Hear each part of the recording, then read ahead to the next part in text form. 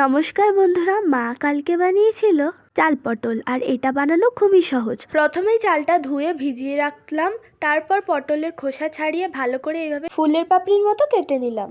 পটলগুলি কাটার পর দেখো ঠিক এরকমই দেখতে লাগবে। এরপর কড়াইতে তেল দিয়ে পটলগুলি ভাজা হতে দেবো, ততক্ষণে আমি মিক্সিতে পেস্টটা বানিয়ে নিচ্ছি।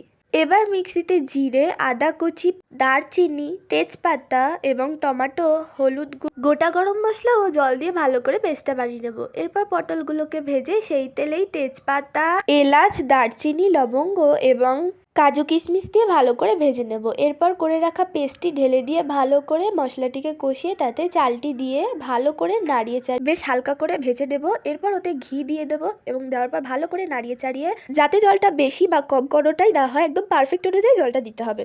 জল দেওয়ার পর চালটা সেদ্ধ করে তাতে পটল এবং কাঁচা লঙ্কা দিয়ে দেবো কয়েকটা।